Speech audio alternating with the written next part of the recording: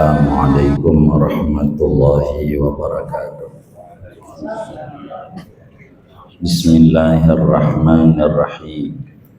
Alhamdulillahi rabbil alamin. Wassalatu wassalamu ala sayyidina Muhammadin wa ala alihi wa sahbihi ajma'in. Allahumma inna nasta'dika li arsyadi amrina wa zidna ilman yanfa'una.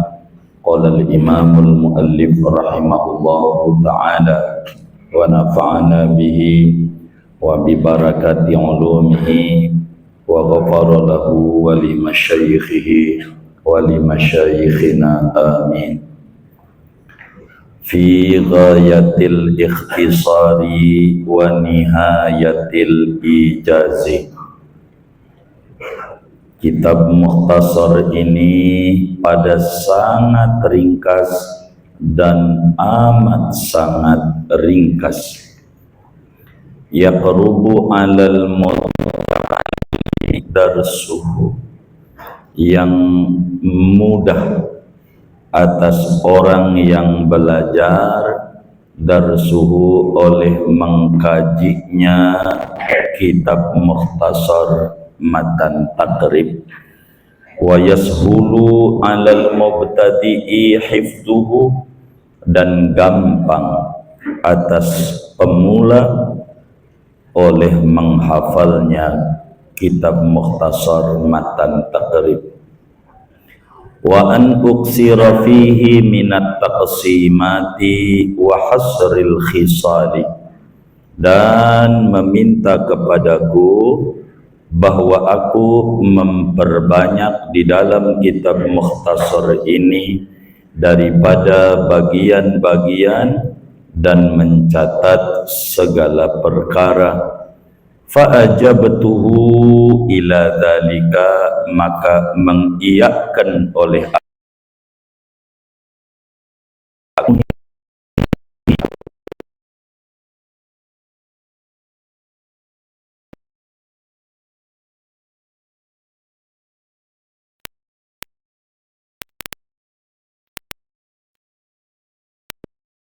berharap bagi ganjaran dari Allah, raghiban ilallahi subhanahu wa ta'ala fit taufiqi lis-shawabi, lagi gemar ingin kepada Allah subhanahu wa ta'ala pada diberikan taufik menuju kebenaran.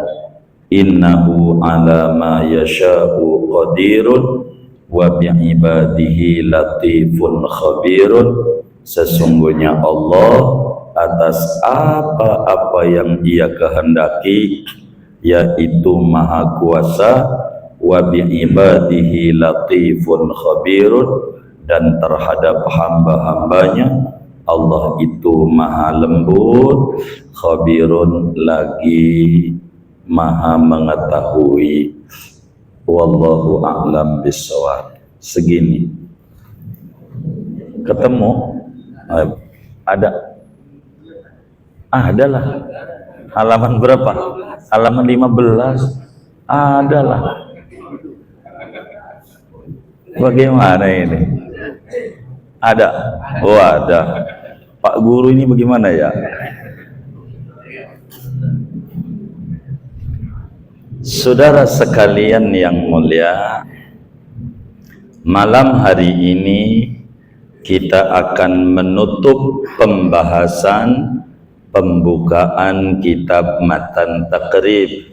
Fa insyaallah pertemuan mendatangnya kita mulai memasuki materi yang sesungguhnya, mulai mengawali materi setelah kita selesai membahas pendahuluan daripada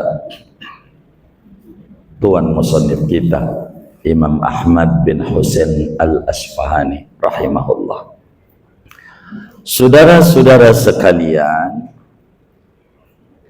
pengarang kitab kita ini sedang memuji kitabnya, sehingga menjadi motivasi buat kita untuk lebih mencintai matan takrib, lebih mendalami, menyenangi, mengkaji kitab kita ini, sehingga perlulah disebutkan kelebihan daripada kitab kita.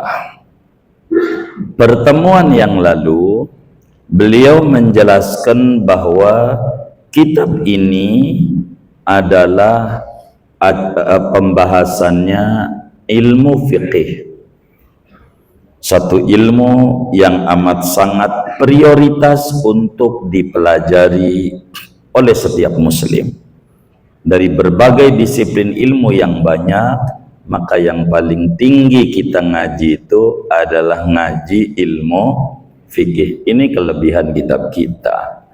Yang kedua, beliau pertemuan yang lalu telah menerangkan bahwa ilmu fikihnya pada madhab Imam Syafi'i. Oleh karena madhab itu banyak, dan madhab yang paling bermutu, a'dalul madahib, yang wasatiyah, yang di tengah-tengah, tidak ekstrim begitu, tidak keras, tidak begitu mudah, sedang, adalah madhab Imam Syafi'i.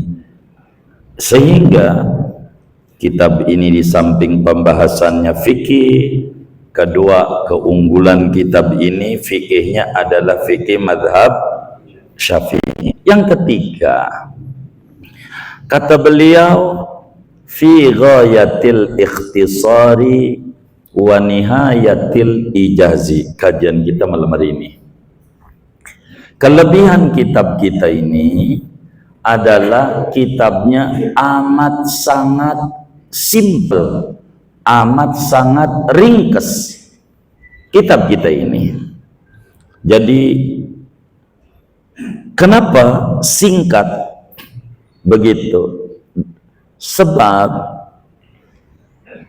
mencontoh bagaimana Nabi Yuna Muhammad sallallahu alaihi wasallam selalu kalau ngomong Nabi itu tidak banyak, yang terlontar dari mulut Nabi itu sedikit, akan tetapi maknanya melaut, luas. Itu Nabi. Bahkan beliau sendiri menjelaskan, kata Nabi Yuna Muhammad sallallahu alaihi wasallam, utitu jawami al-kalim. Kata Nabi, aku itu diberikan simpulan-simpulan kata. Apa itu simpulan-simpulan kata? Omongannya dikit, tapi maknanya luas. Itu Nabi. Banyak jawami'ul kalimnya Nabi. Mana di antaranya Nabi menyampaikan seperti hadis yang diriwayatkan oleh Imam Abu Dawud di dalam Sunan Abu Dawudnya, juga Imam Tabarani di dalam kitab Mu'jamnya, Imam Bukhari di dalam kitab Al-Adabul Mufradnya. Kata Nabi besar Muhammad sallallahu alaihi wasallam, al-mu'min mir'atul mu'min. Orang mukmin itu adalah cermin mukmin yang lainnya. Bahasanya cuma 3 kata. Orang lain itu cermin diri sendiri. Diri sendiri itu cerminan orang lain. Bahasanya singkat, al-mu'min mir'atul mu'min. 3 kalimat, kalau bahasa Indonesia 3 kata, tapi tidak sembarang kata. Tidak sembarang kata.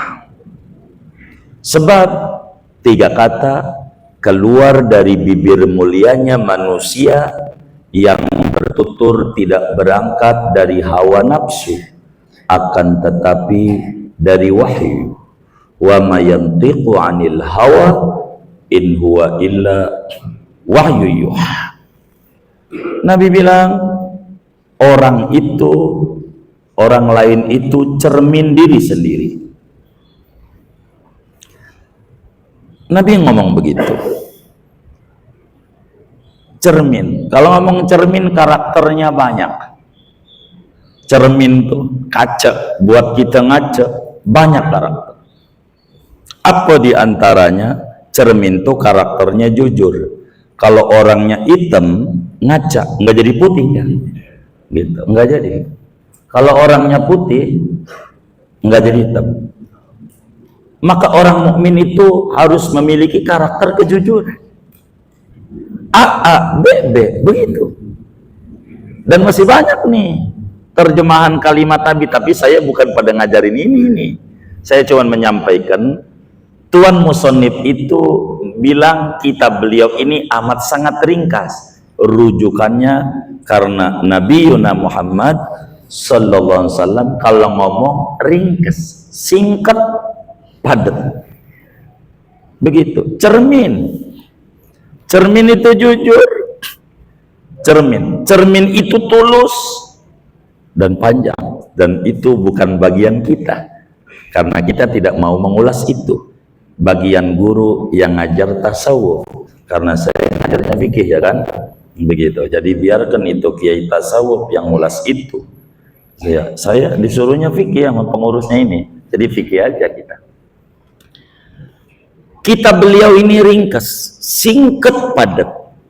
Dengan bahasa beliau ikhtisar dan ijaz. Dengan bahasa ghayah al-ikhtisar, kedua nihayatul ijaz.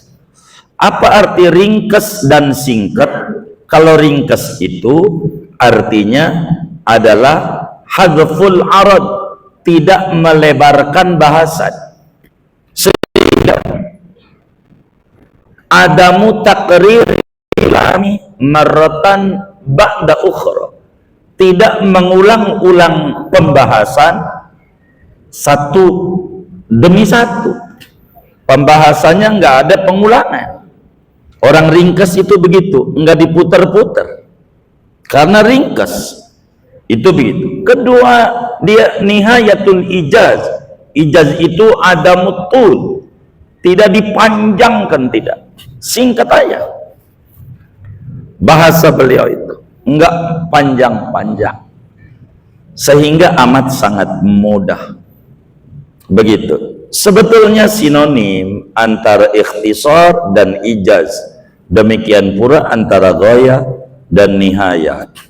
Bila kemudian ghayah dan nihayah sinonim, beda kata tunggal arti, demikian ikhtisar dan ijaz sinonim pula, tunggal kata beda arti. Lalu mengapa beliau gabungkan ini? Maka tentu untuk memperkuat betapa ringkasnya, singkatnya, singkat banget kitab ini. Jadi amat sangat mudah bagi kita. Keempat, beliau yaqrubu alal muta'allimi darsuhu. Kehebatan kitab kita ini amat sangat mudah bagi orang yang mengkajinya. Dalam mengkajinya, bagi pelajar mengkaji kitab ini. Jadi kitab Matan Takrib ini amat sangat mudah dipelajari, tidak rumit-rumit amat kitab kita ini. Begitu.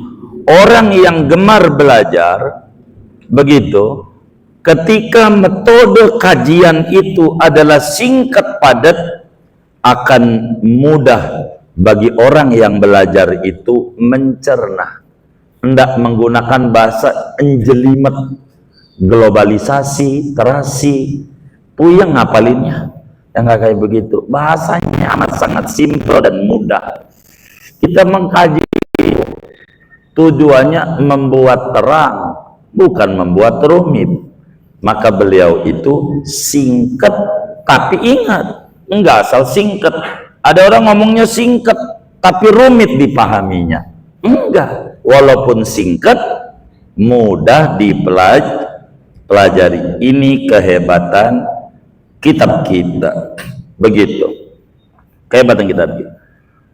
Kedua, berikutnya lagi, wa yashulu 'alal mubtadi hifduhu, gampang dihafal.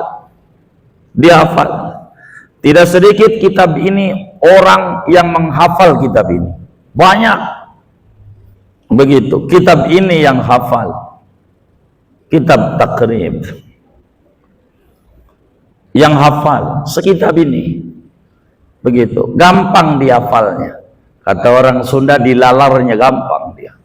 Meski bentuknya prosa, bukan sajak, tapi gampang menghafal kitab Takrib. Begitu. Itu janji pengarang. Maka terbukti tidak sedikit orang-orang yang hafal kitab kita ini. Saya punya guru Syekh Arsuddin Ahmad, makamnya di samping makam Syekh Abdul Lahir, di belakangnya. Dari umur 12 tahun hafal kitab ini, termasuk kitab Riyadul Badi'ah dan kitab Syarhus Sittin, dan banyak kiai-kiai yang hafal kitab ini, termasuk Mama Humed dan banyak lagi lah ulama-ulama kita, apalagi di dunia jutaan yang menghafal kitab ini. Kalau kita nih yang ngaji, alhamdulillah hafal. Alhamdulillah hafal enggak? Iya, alhamdulillah. Alhamdulillah, iya. Hafal enggak? Hafal, alhamdulillah. Begitu. Di luar kepala, alhamdulillah. Iya, hafal itu di luar kepala. Dalam buku. Ini kitab ini begitu, saudara. Dan orang kalau mau menghafal kitab-kitab ulama itu diperlukan akal yang cerdas. Begitu. Akalnya itu kudu cerdas. Karakter yang lurus. Begitu.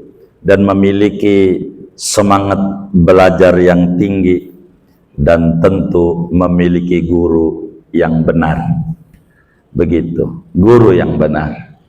Sebab tanpa bimbingan guru orang tidak bisa untuk pinter. Begitu. Harus ada guru. Ndak bisa ndak. Mesti ada guru. Begitu. Sampai Imam Ali bin Abi Thalib karramallahu wajhah bersenandung bagaimana pola untuk menuju sebuah kepintaran. Kata Imam Ali, akhi lan tanalul ilma illa bisittatin, akhi lan tanalul ilma illa bisittatin, saunbika an tafsiliha bibayani, dzakaun wa hirsun wa ijtihadun wa bulghatun wa irsadu ustadin wa tulu zamani.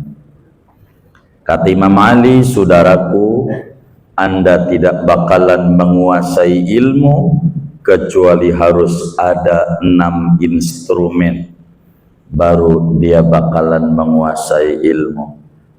Yang pertama, zakaun, memiliki otak yang cerdas.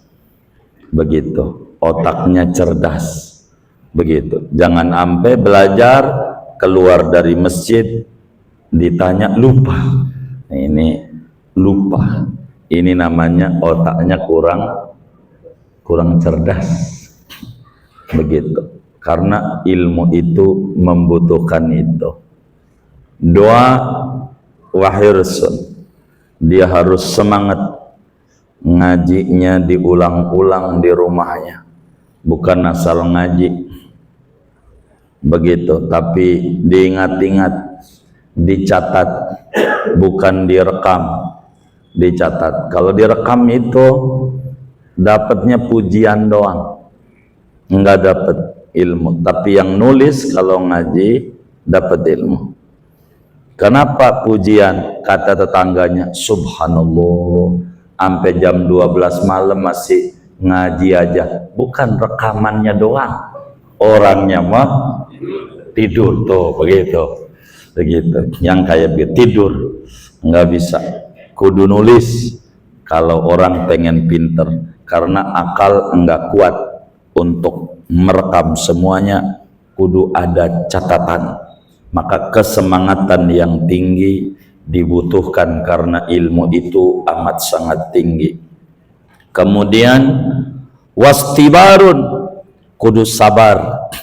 Orang ngaji mah kudu sabar. Sebab apa? Begitu, kudu sabar. Ilmu itu liar, ngelebihi kuda liar Sumbawa. Begitu. Jadi liar, ilmu itu liar, jadi bandel, enggak gampang nurut kecuali kalau dia tulus mencintai. Kalau ilmu enggak dicintai, ilmu enggak demen. Jadi kita kudu sabar ngelus-ngelus ilmu, mengulang-ulang supaya nempel kayak duit. Saudara pernah enggak ngapal duit? Gambar ini 2000 nih, 2000. Gambar ini 5000 nih, ini 10.000. Pernah ngapal nggak? Pernah ngapal nggak? Enggak. Tapi apal nggak? Apal doang apa banget? Kenapa banget? Cinta. Gitu. Apal. Sampai orang buta aja tahu. 4.000 nih. Orang buta. Mencintai itu perlu kesabaran. Keempat, wabulghatun, perlu bekal. Begitu. Orang ngaji itu harus ada bekal. Bensin kudu ada. Kalau enggak berangkat. Tapi ada kan teman tumpangan. Iya kalau ngaji, kita udah semangat ya kagak berangkat. Ya kagak bisa. Begitu. Kudu ada bekalnya. Makanya kudu baca sholawat biar Allah bagi rezeki. Sebab apa? Sebab yang bikin stres bukan karena banyak rencana. Enggak. Banyak rencana, mau banyaknya kayak apa, enggak bikin stres. Stres itu bukan karena banyak rencana, akan tetapi sumbernya kurang dana. Apaan? Setuju nggak? Tuh. Pak Guru bagaimana? Benar apa kagak ini? Oh iya baik, enggak, jangan kepaksa ini. Tuh begitu. Karena itu sering-sering baca sholawat yang banyak. Begitu. Biar Allah bagi rezeki, karena ngaji itu butuh kitab. Gitu, mondok, apalagi kuliah, bayar mahal, butuh dana. Itu dibutuhin. Begitu. Kemudian kelima, irsadu ustadz, ada bimbingan guru. Kudu ada guru. Nggak bisa kalau kita belajar dari Mbah Google doang. Begitu. Nggak bisa. Kudu ada guru. Apa yang ada di Google belum tentu benar. Isinya macam-macam.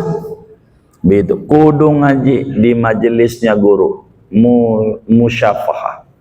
Kudu begini nih ngaji. Nggak begini nggak bisa. Kudu duduk. Nggak bisa cukup dari rumah. Kalau dari rumah nih yang nonton YouTube, nonton TV, itu namanya bukan ngaji, tapi ketiban ilmu. Tahu nggak ketiban ilmu? Dapat ilmu, nanya nggak bisa kalau nggak paham. Sampai HP-nya dibanting, rusak ya. Nggak bakal jawab tuh kiai. Begitu. Jadi nggak bisa tulisan itu, bisa salah. Apalagi hadis Nabi. Hadis Nabi. Omongan biasa aja bisa salah mentafsiri, apalagi Quran, apalagi hadis Nabi, apalagi kitab. Kudu ada guru. Omongan biasa bisa salah. Nih yang ngaji. Punya teman Cina nggak? Punya kenalan Cina nggak? Banyak. Baik. Saya mau nanya, pernah lihat Cina nangis nggak?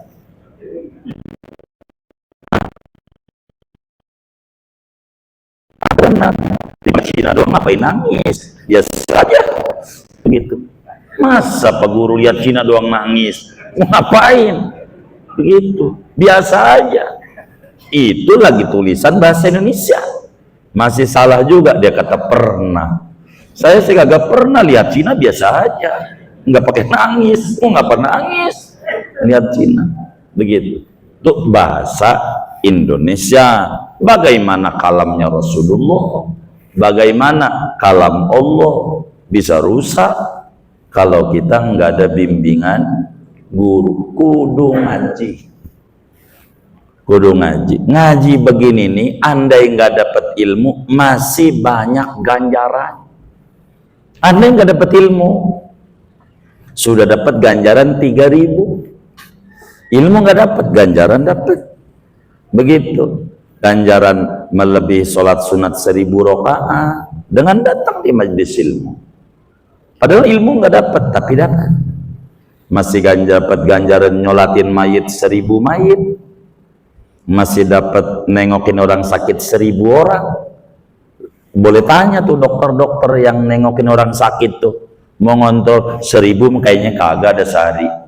Tapi kita dengan datang di majelis ilmu, walau kagak paham, dapat ganjaran nengokin orang sakit 1.000. Siapa yang bilang begitu? Nabi besar Muhammad sallallahu alaihi wasallam. Huduruka fi majalisil ilmi khairun laka min alfi rak'atin tatawu'an wa min iyadati alfi maridin wa min syuhudi alfi janazah. Anda datang di majelis ilmu, gak usah bawa pulpen, bawa buku, datang doang, enggak ngerti, enggak, masih lebih tinggi daripada sholat sunat 1.000 rakaat, masih lebih tinggi daripada besok orang sakit 1.000 orang, masih lebih tinggi daripada nyolatin mayit 1.000 orang. Amil aja boleh tanya tuh amil, kalau sampai 1.000 sehari kagak ada. Tapi kita ngaji nih, biar kata kagak paham, masih dapat ganjaran banyak. Begitu. Padahal kita ngajinya nyender, ngantuk, nggak apa-apa, masih dapat ganjaran. Alhamdulillah. Apa? Kalau ditanya sama gurunya, murid-muridku paham tidak pelajaran hari ini? Paham guru. Kalau ditanya paham nggak? Paham. Kagak. Jadi yang paham guru. Masih pinter jawabannya. Gimana Pak Guru? Begitu. Iya, ketika ditanya sama gurunya itu, murid-muridku paham tidak pelajaran hari ini? Paham guru. Jadi yang paham guru. Saya mah kagak, emang bebel saya. Begitu. Masih bisa jawab. Begitu. Masih bisa. Begitu. Begitu. Lo ngaji mulu tiap Selasa bawa buku tuh, bisa apa kagak? Begini Pak. Jujur aja walaupun saya ngaji sering ngantuk, pokoknya buka kitab mau depannya ke mau belakangnya tuh bisa. Buka doang. Masa gak bisa buka doang? Bisa nggak? Jawab tuh yang keren. Masalah dia salah paham urusan dia. Pokoknya kitab tuh mau depannya ke mau belakangnya ke depannya ini nih. Masa gak bisa buka depan? Bisa. Jawabmu yang cerdas aja. Orang ngaji. Orang ngaji. Kitab ini amat sangat mudah dipelajari. Karena waktu zaman, waktunya lama. Kalau ngaji itu lama, nggak bisa sehari pinter tuh, nggak ada orang ngaji. Sehari pinter nggak ada. Ini 24 jam bisa baca kitab, enggak. 6 jam bisa baca Quran, enggak. Itu iklan doang. Begitu. Baru bisa 6 jam tuh baca Babalu Buta. Iqra juz 1. 6 jam Babalu Buta. Baru begitu doang. Bapak gua apa? Iya, ngajinya baru alif ba kalif bata. Nggak bisa. Tajwid bagaimana yang ngaji lama aja. Idgham bi guna ada berapa, idgham bila guna ada berapa, gitu. Begitu kan panjang begitu, tapi yang penting baca gitu. Kemudian kata yai kita, saya ini diminta oleh sebagian orang ngarang kitab mukhtasar dengan begini. Kedua, Begitu. Saya itu disuruh di dalam kitab saya itu dikayakan pembagian-pembagian. Begitu. Dijelaskan tentang bagian-bagian. Jadi apa itu bagian itu? Dhammu quyudin ila amrin mushtarakin litaksula minhu aqsamun muta'addidah ba'da dzalik. Yang disebut bagian-bagian itu menggabungkan, menambahkan catatan-catatan pada perkara yang masih global supaya muncul bagian-bagian yang berbeda-beda. Ngomongin air ada 7, dalam satu sisi air ada 4, kata ya kita nanti. Ada air suci mensucikan, ada air suci mensucikan, makruh dipakainya. Yang pertama ada air suci mensucikan, tidak makruh dipakainya. Kedua, suci mensucikan, makruh dipakainya. Ada air musta'mal, suci tidak mensucikan. Ada air najis. Nanti bakal dibedah-bedah pakai pembagian begitu. Wahasril hisal, dan diminta supaya ada pencatatan. Fardu wudu ada 6. Jadi gampang ingatnya. Begitu, seperti itu. Bakal gampang untuk menghafal-hafalnya. Jadi orang mudah. Bagaimana permintaan itu? Fa'ajabtuhu ila dzalik. Yang diminta saya penuhi. Saking luasnya ilmunya pengarang. Diminta ngarang kitab mukhtasar ilmu fikih dengan begini, klasifikasi dan spesifikasinya saya penuhi. Lalu minta juga supaya gampang dikaji, mudah dihafal, saya penuhi. Supaya juga dibanyakan bagian-bagian, pencatatan materinya, pembatasan materinya, saya buat, saya ikuti. Semua itu taliban lisawab. Mengarang kitab ini memenuhi keinginan yang meminta itu, harapan saya dapat ganjaran dari Allah, bukan pengen ria, bukan nunjukin saya bisa ngarang kitab, tapi pengen diberi ganjaran pahala oleh Allah. Begitu. Sebab apa?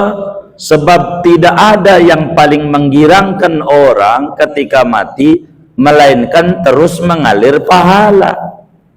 Sebagaimana dalam hadis Muslim, Imam Muslim meriwayatkan, di mana baginda kita Nabi besar Muhammad sallallahu alaihi wasallam bersabda, "Idza mata ibnu Adam in qata'a amalu illa min salas, shadaqatin jariyatin aw ilmin yuntafa'u bih aw waladin shalihin yad'u lah."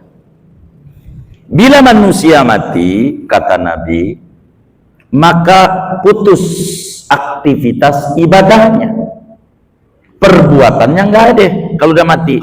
Yang tadinya ngaji udah kagak bisa berangkat ngaji. Kalau udah mati ngaji juga, kan yang ngajar hebat juga ya kan, begitu. Kagak. Yang biasa sholat kalau udah mati kagak sholat. Yang biasa baca Quran kalau udah mati nggak baca Quran. Makanya putus perbuatannya tuh begitu. Bukan kagak bisa disedekahin, lain. Ini Nabi lagi dongeng, Nabi lagi cerita. Orang kalau udah mati kagak bisa ibadah. Maka kalau mau ibadah mah sebelum mati. Kecuali ada orang udah mati tapi dihitung oleh Allah masih ibadah. Orangnya mah udah mati tapi dianggap oleh Allah masih ibadah, sehingga masih ngalir pahala dari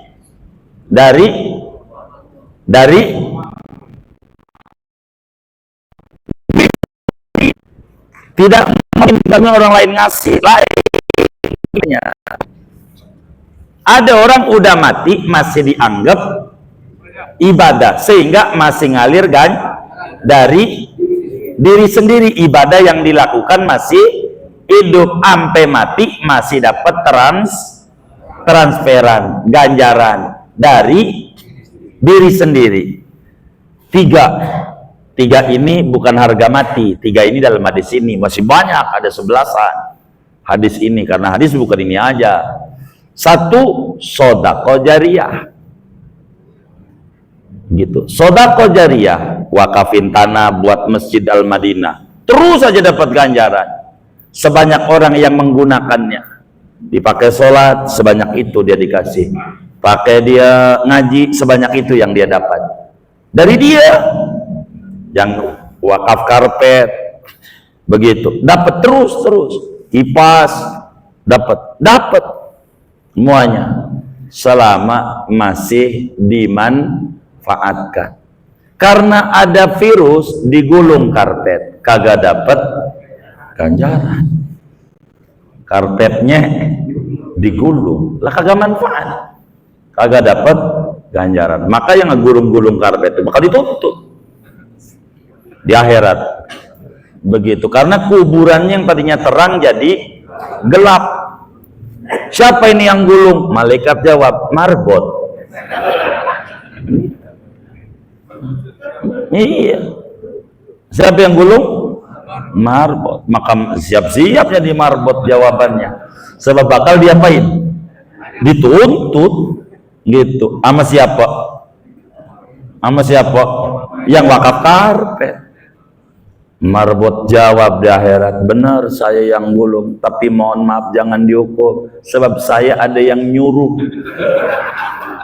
Ada yang nyuruh? Ya ada. Siapa? DKM. Ada nggak di DKM nih? Begitu saudara. Nah, siap-siap tuh DKM jawabannya. Ketika dipanggil tuh DKM, iya benar saya nyuruh dia, tapi jangan disalahin ya Rob, saya ada yang neken. RT. Ada RT kan? Tuh, ribetnya begitu tuh. Iya panjang urusannya. Jadi saya nggak mau terusin. Begitu. Tuh kayak begitu. Di antara sodaqah jariyah yang paling tinggi ngarang kita. Sodaqah ilmu. Dimanfaatin sama kita. Kitab ini udah 1000 tahun masih dibaca. Berapa tuh ganjaran pengarang? Begitu. Tuh. Ngarepin ganjaran tuh sodaqah jariyah yang ngalir terus, namanya wakaf. Wakaf itu sodaqah jariyah, sodaqah yang pahalanya ngalir terus, nggak berhenti gitu. Itu namanya wakaf. Kedua, ilmu yang manfaat. Ngajarin ilmu manfaat, begitu ngajarin ilmu, ngarang kitab manfaat. Saudara bisa tahlil, ajarin tuh orang tuh tahlilan, ajarin. Jadi nanti nih orang yang kita ajarin tuh mimpin tahlil, kita mati dapat ganjaran dari dia ngajarin lagi dapat terus, multi level marketing ganjaran. Begitu, jangan pelit. Bang, apaan? Ajarin gua tahlilan. Orang bisa, perlu saingan gua lagi. Begitu kan tadi. Ini kagak benar. Begitu. Ajarin aja. Lu ngapa? Kayak begitu. Ente bisa ratiban, ajarin. Begitu, ilmu tuh manfaat. Ente bisa bengkel, ajarin orang belajar bengkel, karena ilmu tuh buat gini doang. Kita bisa bengkel, ada orang, bang ajarin saya bengkel, boleh. Yang kita ajarin maju bengkelnya, dia sampai punya duit banyak, bangun masjid, kita dapat ganjaran dari ilmu. Ente bisa masak, ajarin. Ente bisa masang kembang tuh, karangan-karangan bunga tuh, ajarin. Jangan takut, jangan apa aja ajarin, apa aja, jangan takut.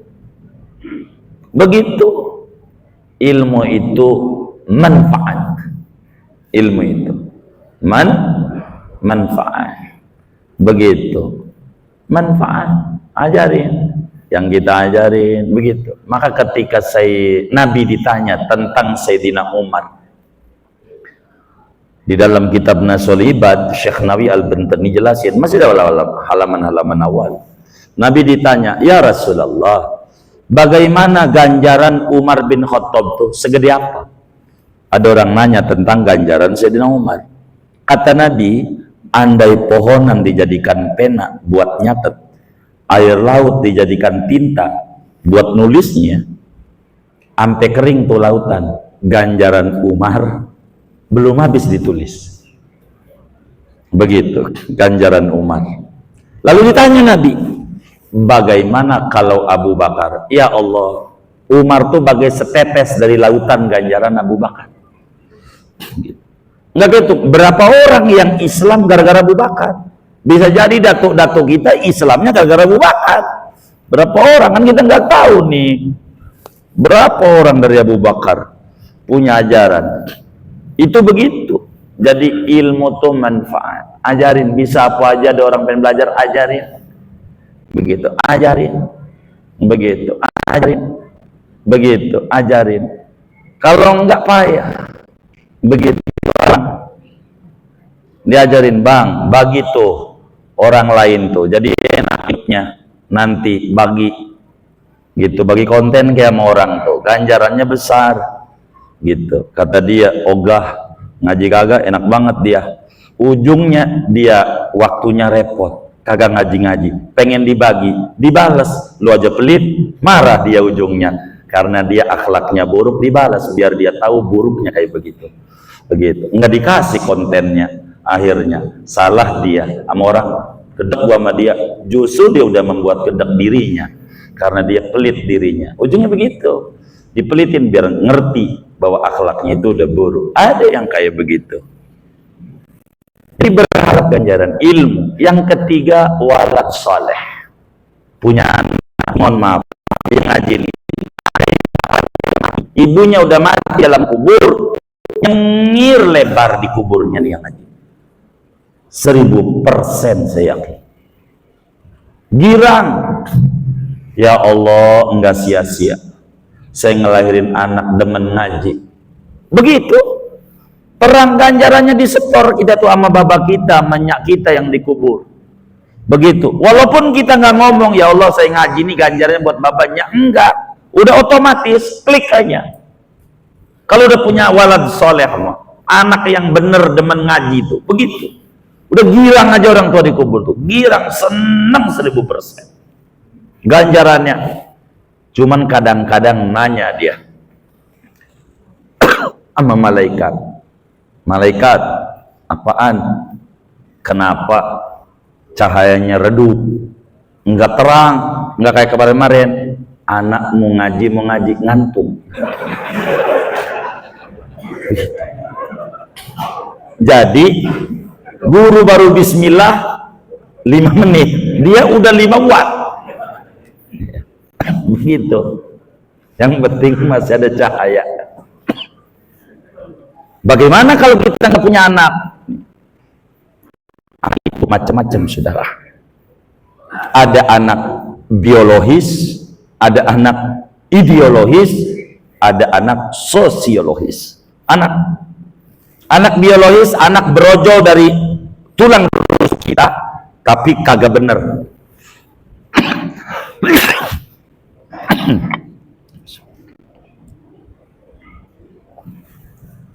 Enggak bener, suruh ngaji susah banget, bengal banget. Laki udah pengen jadi perempuan aja dikasih anting, gitu, begitu. Sampai dia pakai kalung juga, enggak ngelihat tetangganya tuh, dia punya si John, pakai kalung juga, nyontoh dia, laki-laki pakai kalung juga. Udah belum?